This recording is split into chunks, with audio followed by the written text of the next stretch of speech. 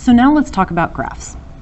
We did most of position graphs, analyzing position graphs last year. There's one extra thing we need to add on.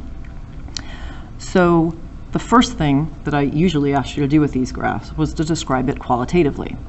So because this object goes from 0 to 30, it moves forward first, then it stays at 30 meters, so it stopped, and then it goes back to the 10-meter mark. So this thing's gone backwards.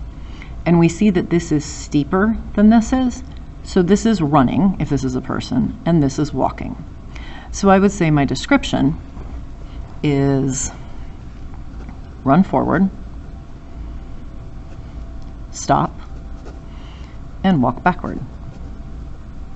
Backward. Well, then I also usually ask you to tell me about what total distance did this object travel. So total distance, well, if it went 30 plus another 20, that's 50 meters. The total displacement, well, you went forward 30 and back 20, so overall 10.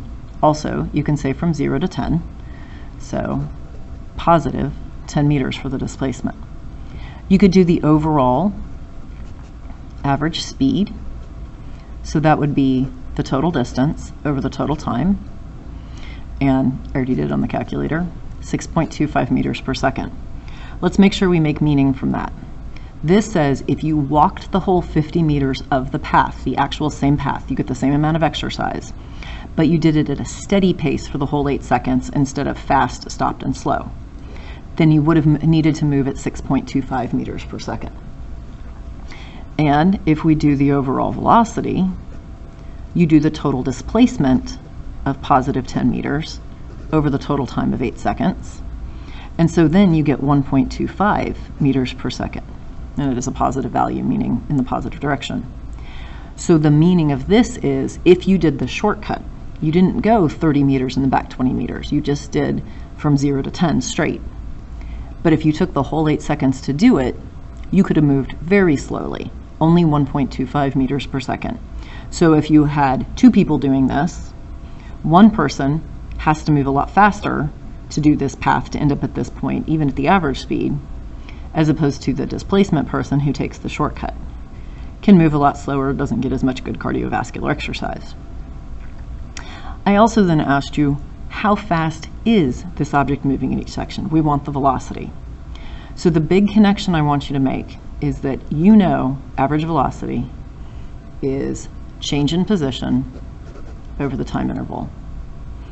I can rewrite that as final position minus initial position over final time minus initial time, where these are clock times now. This is the time interval.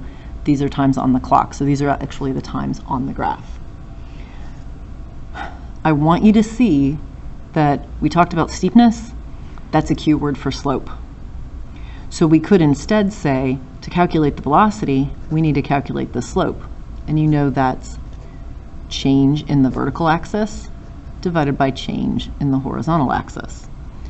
Or we've used the words rise over run. So the big central idea is that the velocity is the slope of a position graph.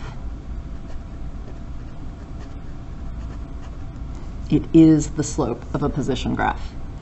So when we talked about running forward and walking backwards, we were implying how fast, and that shows up on the graph as the steepness, the slope.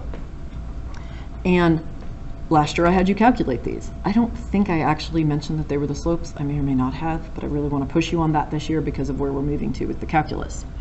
So if I slide the notebook back down, but big, big, big, big important. This is the most important idea. If you look at the paper notes, you'll see this entire sentence is bolded. So I want to calculate the slope of each section. So in this section, we go a displacement of 30 meters in 2 seconds. So the velocity in this first section is 15 meters per second. We're stopped in this section, so this velocity is 0. In the backwards section, we go from 30 down to 10, so that's a displacement of negative 20. I'm actually going to write this part out. and it took us from the clock reading of 4 seconds to 8 seconds. So that's 4 seconds. So this final slope, and so the velocity, is -5 meters per second. I had you do all of that last year. The extra piece this year is making a graph of that information. So our time axis needs to be identical. Our now velocity axis needs to go from a high of 15 to a low of -5. So if I count by fives, and I want to put it right next to the one we already had, so let me slide this back down just a little bit. So here we go, 2, 4, 6, 8. Same time. This is -5, 0, 5, 10, 15. And this is my velocity in meters per second. Now the thing about graphing these graph looks kind of weird. This whole 2 seconds, so this same whole 2 seconds, we have one line with the same slope everywhere. The steepness here is the same as the steepness here, the same as the steepness here, staying at the steepness here. We had one velocity in this section. We had a constant velocity in this section. So on this graph, I need to have a constant velocity of 15 meters per second for the first 2 seconds. So I draw a horizontal line. Between 2 and 4 seconds, we were stopped. We had a constant velocity of 0 the entire time between 2 and 4 seconds. So between 2 and 4 seconds, make it really obvious that I know it's 0, so I'm going to fill it in really heavily. Now, you may say, okay, that's a discontinuous graph. Yes, it is. In reality, you can't have corners like this. There would always be a little bit of a curve, but we're not quite there yet. So we are going to pretend it is possible to be, people can't run at 15 meters per second. We are in a car traveling forward at 15 meters per second, and when we just tap the brakes, we immediately stop, which of course is silly, but just go with it for now. Now in this last section, we were going at -5 meters per second. We were traveling backwards at 5 meters per second the entire time between 4 and 8 seconds. So between 4 and 8, I again draw a horizontal line. So this velocity graph says, go forward at 15 meters per second, and I know it's forward because it's a positive number. Stay stopped for 2 seconds because the velocity is 0. And then go backwards at 5 meters per second because it's a negative number. So go forward fast, stop, go backwards slow. That's the same description we wrote from this graph. Run forward, stop, walk backward. The two descriptions have to match. So the last thing I want to say, when you are graphing slope, you are going to graph, it's going to look like a stair-step graph, because you have straight lines here, meaning 3 constant velocities. So we need 3 constant velocities.